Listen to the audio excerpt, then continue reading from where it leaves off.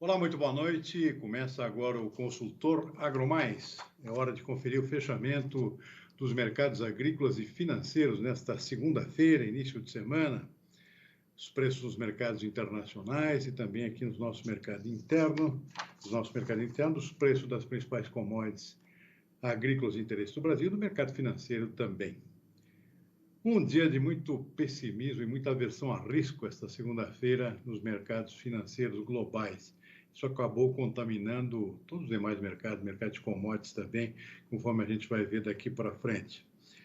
Começando o nosso comentário de hoje pelo mercado interno brasileiro, mercado financeiro com dólar disparando, alta de 1,3%, e o índice Bovespa da B3 despencando aqui 2,7%. Chegou a operar até com queda bem maior que isso, já perto dos 4% durante o dia. Um dia de grande aversão ao risco, como eu disse, em termos globais. Indicadores financeiros aqui no Brasil também não ajudaram muito. O Boletim Focus do Banco Central piorou suas projeções aqui em termos de crescimento da inflação e também do aumento da taxa de juros, a taxa Selic, para o final desse ano. Aqui no Brasil, lá fora, não foi muito diferente do que aconteceu aqui dentro. Aqui o Brasil, na verdade, refletiu o comportamento dos mercados internacionais. Índice Dow Jones na Bolsa de Nova York despencou em 1,8% no fechamento, chegou a operar com índices de queda superior a 2%. Na Europa não foi diferente, o índice DAX na Bolsa de Frankfurt fechou com queda de 2,3%. Na China, o epicentro das preocupações de hoje foi feriado. Feriado chinês, não funcionaram as bolsas chinesas, portanto ficamos sem referência do mercado asiático neste país. Petróleo despencou hoje, fechou com queda de 2,1% em Nova York. Em Londres não foi muito diferente, embora com uma queda um pouco menor, em torno de 1,4%, 1,5%. Preço fechando aqui na casa dos 70, 74 dólares o barril. Dólar Index, indicador aquele que mede o valor da moeda americana em relação a outras moedas fortes, subiu hoje, dólar índice com alta de 0,1%. Bom, o mercado de commodities agrícolas acabou acompanhando o comportamento do mercado financeiro. Mas antes de chegar no mercado agrícola, vamos explicar um pouquinho o que aconteceu no mercado financeiro hoje, que acabou derrubando todos os demais mercados, inclusive os de commodities, como a gente vai ver daqui a pouquinho. Uma preocupação muito grande com a saúde financeira de uma grande empresa chinesa da área imobiliária, a Evergrande, que tem uma dívida acumulada de 300 bilhões de dólares, tem juros para pagar agora nesta quinta-feira em torno de 130 milhões, e todo mundo preocupado com a solvência dessa empresa. Ela vem sofrendo já com um endividamento muito forte ultimamente, começou a se falar muito dela a partir da semana passada, e hoje as preocupações aumentaram e acabaram derrubando o mercado, provocando uma grande aversão a risco dos mercados, com a possibilidade de quebra desse gigante chinês da área imobiliária, que poderia ter reflexos globais. Primeiro, na própria economia chinesa, que tem uma alavanca muito forte no setor imobiliário, e essa é uma das grandes empresas impulsionadoras dessa parte importante do crescimento do PIB chinês, que é o setor imobiliário, e uma quebra dessa empresa, que era a hipótese aventada nesta segunda-feira, pode prejudicar a própria recuperação da economia chinesa. E a gente sabe o que é a China em termos globais. Ou seja, isso acaba afetando globalmente a economia mundial e também os mercados de commodities em geral, mercados de commodities agrícolas, commodities minerais. A China, que é uma grande importadora, e por tabela vai acabar afetando o Brasil também. E em suma, um efeito em cadeia aqui que ninguém quer, mas é o que está no cenário dessa semana, que começa com muito pessimismo nos mercados globais. E os mercados de commodities agrícolas acabaram contaminados também por essa aversão a risco generalizada. Vamos ver aqui o fechamento das bolsas hoje, começando pela Bolsa de Chicago. Soja despencou em 1,6%, o milho caiu também, 0,8%. O efeito contagiante dessa preocupação com a Evergrande, essa empresa chinesa, e também fatores específicos desse mercado, a soja com o início de pressão da colheita da safra americana, já com 6% colhidos, segundo os dados divulgados depois do fechamento do pregão pelo USDA, o Departamento de Agricultura dos Estados Unidos. Milho já com 10% ceifado, já da safra nova. Então isso agora também começa a funcionar uma pressão da colheita, da produção física, começa a entrar no mercado. da safra americana desse ano. É uma safra mais ou menos normal, ficou um pouco abaixo da expectativa, mas agora a pressão é inevitável na medida em que a colheita começa a chegar ao mercado. Então, foi outro fator que acabou ajudando a empurrar para baixo os preços dos grãos também, lá na Bolsa de Chicago, conforme a gente está vendo aí na nossa ilustração. Petróleo ajudou nesse comportamento das commodities agrícolas, isso prejudicou, sobretudo, o mercado de algodão, conforme a gente vai ver agora na sequência das bolsas, Bolsa de Nova York, algodão despencando 3,6%, o efeito petróleo, o efeito da preocupação global com a própria economia chinesa, grande consumidora e importadora de algodão, tudo isso refletiu especialmente nesse mercado, foi o que mais caiu hoje. O mercado de algodão com um tombo de 3,6% em Nova York. Café arábica também caiu, mesmas razões, além disso, empurrado o preço do café também pelas preocupações, aliás, pelas previsões de chegada das chuvas aqui na região sudeste do Brasil. Isso vai dar uma aliviada no estresse dos cafezais, que já sofreram várias perdas em função daquelas geadas lá de 20 de julho, safra do ano que vem já prejudicada pelas geadas. Agora, a expectativa é que as chuvas voltem em tempo de beneficiar as floradas, que estão começando aqui na região sudeste do país. Floradas que têm a ver com a próxima safra. Então, a volta das chuvas aqui é um fator de baixa para o mercado, os preços também refletiram essas previsões, e o mercado de café também caiu hoje, pelo menos o caso do Arábica, em Nova York. O Robusta, há algum tempo, vem atuando na contramão do Arábica, até porque a sua demanda vem aumentando diante da quebra da safra brasileira de Arábica. A demanda do Robusta vem aumentando mundialmente, tem preocupações também com a logística da safra do Vietnã, que é o maior produtor mundial. Tudo isso vem dando um certo suporte aos preços do café Robusta, que foi uma exceção hoje, acabou subindo 0,1%. O açúcar acompanhou o mau humor global, também caiu hoje, em Nova York, 1,4%. Também com preocupações do mercado financeiro, em relação ao mercado financeiro e refletindo também a queda nos preços do petróleo e outras commodities. O que mais? Vamos em frente aqui, que ainda tem mais quedas aqui, infelizmente. O suco de laranja também despencou hoje 1,3%. O cacau caiu mais ainda, 2,7%. Exceção aqui no nosso mercado futuro interno foi o boi gordo, que tentou uma reação hoje, vem refletindo aqui também o comportamento do mercado físico, deu uma estabilizada nas suas quedas, diante da expectativa de que a qualquer hora dessa se reabram as exportações depois daquela paralisação, que já tem 10, 11 dias, com a ocorrência de 2 casos atípicos de doença da vaca louca aqui no Brasil, que paralisaram todo o comércio interno do boi gordo. E o dólar, conforme a gente já viu, com alta, portanto, já disparado de 1,3% no dia de hoje. Muito bem, dito isso, vamos em frente com a nossa entrevista ao vivo desta segunda-feira. Eu tenho a satisfação de conversar agora com Marcelo Mello, que é gerente da mesa de fertilizantes da Stonex, aqui no Brasil. Marcelo, muito boa noite, muito obrigado por nos atender aqui no nosso consultor AgroMais. Bom, o assunto fertilizante dominou o noticiário esse ano aqui, problemas de logística global, fretes aumentando, especialmente o próprio preço de fertilizantes com a disparada aqui que afetou e vai afetar certamente os custos de produção da nova safra brasileira. Marcelo, a situação já se normalizou em termos de importação de matéria-prima, em termos de entrega de fertilizantes comprados pelos produtores, ou a situação ainda está um pouco conturbada? Conta para nós como é que está o cenário nesse momento do setor de fertilizantes. Muito boa noite. Boa noite, Silmar, boa noite a todos. Olha, o mercado de fertilizantes, como você colocou, está vivendo um momento muito estressante, né? Mas vamos começar um pouco pela importação e acho que a gente pode falar um pouquinho da importação, porque o Brasil importa 85% do NPK que consome, então nós podemos olhar um pouquinho por aqui. Depois a gente pode ver as vendas brasileiras e em seguida a gente pode chegar um pouco no problema do preço que você acabou de mencionar, né? Eu acho que com relação às compras, ou seja, as importações, o Brasil, de janeiro até final de agosto, que são as estatísticas oficiais do MDIC que estão disponíveis, importou cerca de 15% a mais do que no mesmo período do ano passado. Mas isso não está uniformemente distribuído entre o NPK.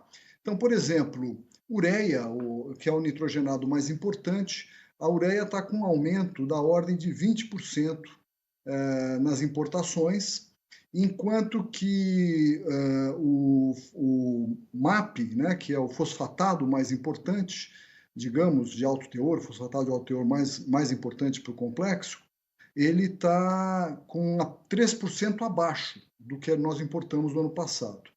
E o potássio, que é o terceiro macronutriente mais importante, ele está com 6% acima do ano passado. Né? Muito bem. Quando nós olhamos para as vendas, para as entregas, né, a última estatística oficial disponível, publicada pela ANDA, ela indica que até junho, né, o final do primeiro semestre do ano, as vendas foram 16% superiores às entregas, né? Foram 16% superiores às entregas do ano passado. Então, nesse sentido, importação e exportação estão até andando razoavelmente em linha, tá? Sempre é normal nessa época do ano a gente sentir uma falta de produto, sentir um certo receio da parte logística de entrega interna, né? Mas, basicamente, o que nós tínhamos que trazer para a safra verão, que é que vai ser plantada agora, começa a ser plantada agora, já está dentro de casa. Tá? Então, agora, um pouco a preocupação é como comprar e como importar, né, a próxima safra importante, que é a segunda safra de milho, a safrinha. Né? Ok? O produtor que comprou antecipadamente, acho que está relativamente tranquilo, mas quem deixou para a última hora está enfrentando dificuldade não só de preço, que deu um salto extraordinário. Eu gostaria que você falasse um pouco mais sobre preço dos fertilizantes, mas também problemas de entrega. Tem gente que não recebeu ainda, vai receber com atraso. Como é que está a situação das entregas aqui nesse período? Porque o plantio já começou, né? Já deu o início aqui, principalmente no milho, no sul do país. Em seguidinho já começa soja também no resto do país, e aí a coisa começa a apertar, né? Exato. Então, você colocou muito bem dito novamente, se você pegar os grandes produtores e mesmo os médios produtores, já está todo mundo com o produto na sua fazenda, tá? Houve uma antecipação de compra muito grande, até esse ponto nós vamos começar a falar de preço, eu queria deixar isso claro. O Brasil está plantando a safra verão agora a preços muitíssimos mais baixos do que os preços correntes, porque exatamente houve um gerenciamento proativo por parte dos grandes e dos médios produtores, e mesmo de muitos pequenos produtores, e compraram antecipadamente o fertilizante. Então, tem gente que já comprou fósforo, potássio, lá atrás, em dezembro do ano passado, a preços muitíssimo mais baixos do que o que estão agora. Então, o Brasil não vai ter um problema de custo para plantio da safra verão. Ok. Ah, mas Marcelo, tem muita gente que ainda não comprou. Tem, de fato, tem, principalmente o produtor pequeno, tá? Que deixou para a última hora. Tem repique, né, de produção, porque como os preços cederam, os preços da soja, mas ainda estão muito atrativos, está todo mundo querendo plantar o que dá e o que não dá. Então, o pessoal está quase que plantando já no jardim da sua casa, né?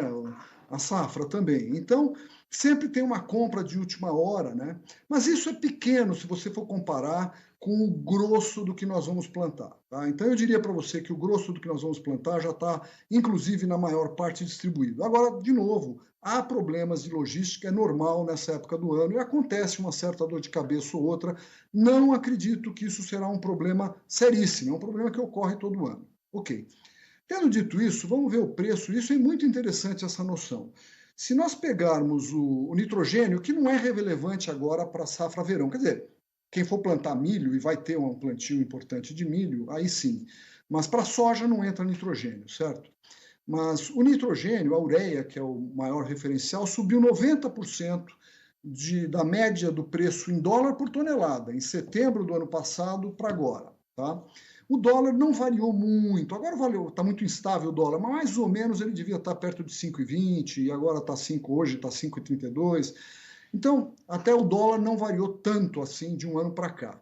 Mas a ureia em dólar por tonelada no mundo, né, e como o Brasil importa 85%, obviamente vai pagar isso, subiu 90%. O fósforo também subiu 90% no mesmo período, de setembro do ano passado para cá. O potássio, que é importantíssimo, subiu 200%. Tá? Então, é um problemaço. E nós podemos depois explicar o porquê dessa situação. Mas, de novo, a safra verão brasileira não será impactada pelos preços correntes do NPK. Quem tem esse problema na mão, é muito interessante, eu tenho dito, sabe aquele jogo de cartas que a gente chama mico, né? Vamos passar o mico. Tinha um jogo de criança que a gente jogava, que é vamos passar o mico. O mico está na mão dos americanos agora, porque eles sim vão ter que comprar para plantio da safra nova deles, quando eles forem plantar a partir de março, abril do ano que vem, então a partir de janeiro, fevereiro eles têm que comprar, eles sim estão com preços altíssimos e eles não têm o hábito que o brasileiro tem de antecipar às vezes um ano a compra. Tá? Então eles têm um problema sério e eu acho que isso vai ser interessante a gente acompanhar para ver como nos prepararmos para a safra verão do ano que vem, da safra 22-23. Marcelo, para finalizar, o Brasil é extremamente dependente de potássio, né? E a maior parte das importações da matéria-prima vem lá da Rússia, Ucrânia, Belarus, e aliás está com um problema sério em termos geopolíticos lá, com barreiras comerciais, tá? Parece que isso até vem afetando, além do normal, além das questões de custo de frete, do própria matéria-prima, a própria logística lá de exportação também por parte de Belarus. Essa dependência, e aliás, e essa alta dos preços tem a ver com isso também, né? Ou seja, tem um conjunto de fatores aí que tem a ver com a extrema dependência, especialmente dessa matéria-prima, né? Que é o potássio, né? Eu acho que o Brasil, se não me engano, 90%, 95% dependente de importações de potássio, não é isso? É verdade, é isso. Isso não é um privilégio ou um ponto fraco do Brasil. Na verdade, a maioria dos países tem essa dependência. O maior produtor mundial é o Canadá. O Canadá tem aí cerca de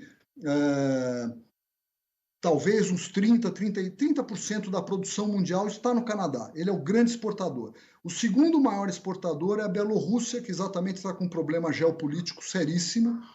E o terceiro é a Rússia, também praticamente com o mesmo volume da Bielorrússia. Quer dizer, Rússia e Bielorrússia juntas, mais o Canadá, digamos, Rússia e Bielorrússia juntos equivalem ao Canadá, mais ou menos é isso. E realmente o problema na Bielorrússia é agora a aplicação de sanções econômicas.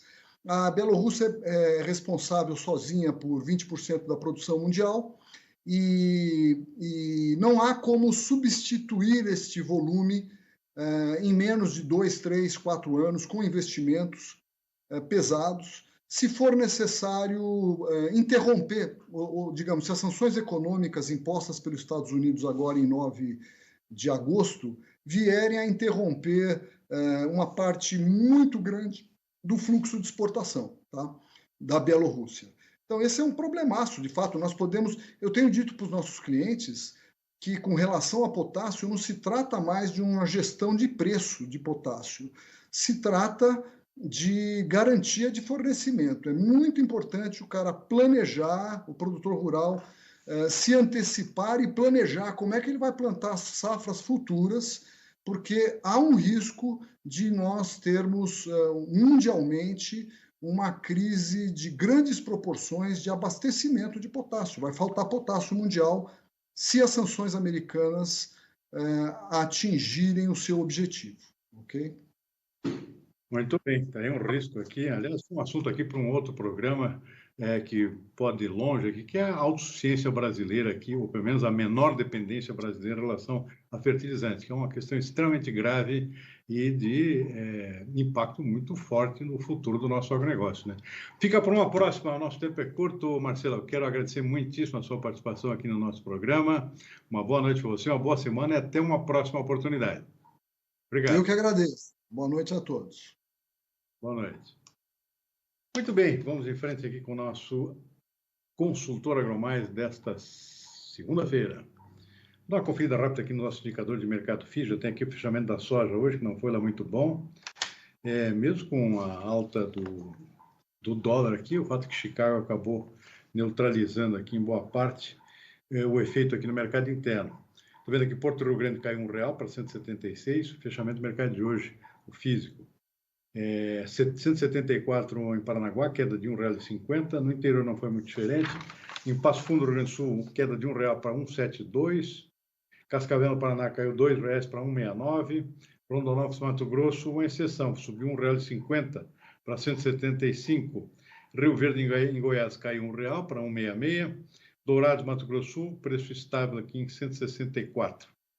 Café caiu hoje, sucumbiu à queda em Nova York. O Arábica caiu R$ 15 aqui para 1,65 no sul de Minas, 1,70 no Cerrado Mineiro. Conilon em Vitória, pelo menos aqui, ficou estável em R$ 765 por saca de 60 quilos. Muito bem, vamos em frente com as nossas notícias desta segunda-feira.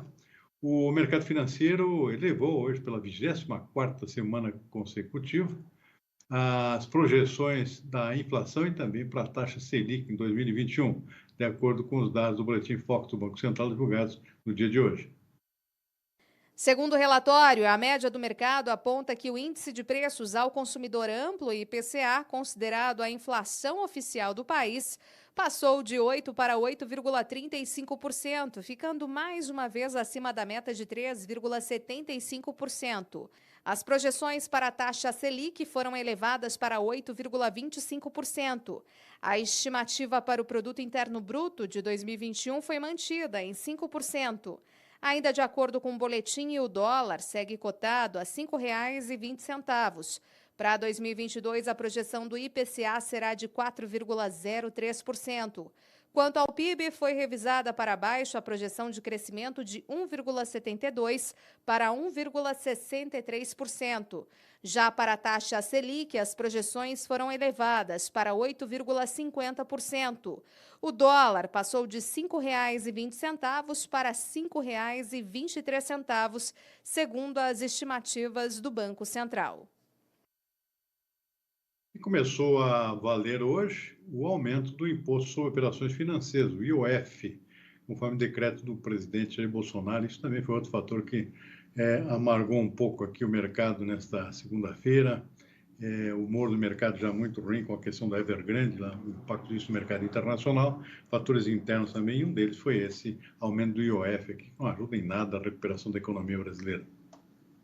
O imposto vale para operações de crédito a empresas e pessoas físicas e vai até o dia 31 de dezembro.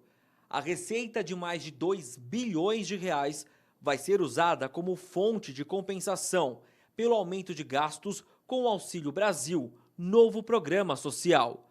O objetivo do governo é incluir mais 3 milhões de beneficiários no programa e elevar o valor médio da parcela de R$ 190 para R$ 300.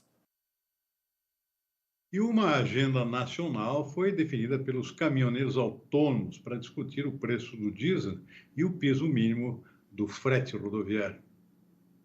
Foram 8 reivindicações definidas pelos caminhoneiros autônomos. A categoria quer da Petrobras uma política de preços no diesel, valor mínimo dos fretes. A categoria ainda quer garantir participação na audiência pública que ainda será realizada.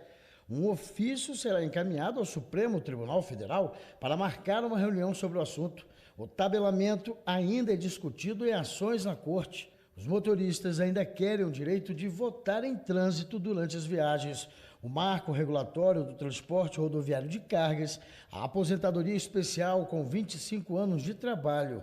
Não ficou de fora os impactos da BR do Mar, projeto de estímulo ao transporte hidroviário e no transporte rodoviário. A paralisação geral da categoria não foi descartada. Novas reuniões estão programadas para 16 de outubro no Rio de Janeiro e 20 de novembro em Porto Alegre. E a Agência de Saúde Vegetal e Animal do Reino Unido confirmou a ocorrência de um caso clássico do mal da vaca louca no país. A Organização Mundial de Saúde Animal já foi notificada pela agência britânica. O caso ocorreu em uma fazenda que fica a 228 quilômetros de Londres. Segundo a agência de saúde inglesa, o animal morreu e não está mais na propriedade rural. A forma clássica dessa doença é considerada mais preocupante do que a forma atípica que ocorreu aqui no Brasil. É que o mal da vaca louca clássica ocorre depois do bovino normalmente ingerir ração contaminada por prions, que são proteínas que afetam o cérebro do animal. De acordo com a agência, o status do Reino Unido permanece controlado e não há risco para a segurança alimentar ou saúde pública. A Organização Mundial da Saúde Animal já foi notificada pela agência britânica, assim como os países que importam a carne inglesa. A doença surgiu na Inglaterra em 1986 e na década de 90 foi responsável por uma epidemia que sacrificou milhões de animais. Com isso, nós vamos ficando por aqui com o nosso consultor AgroMais desta segunda-feira. Uma boa noite e até amanhã.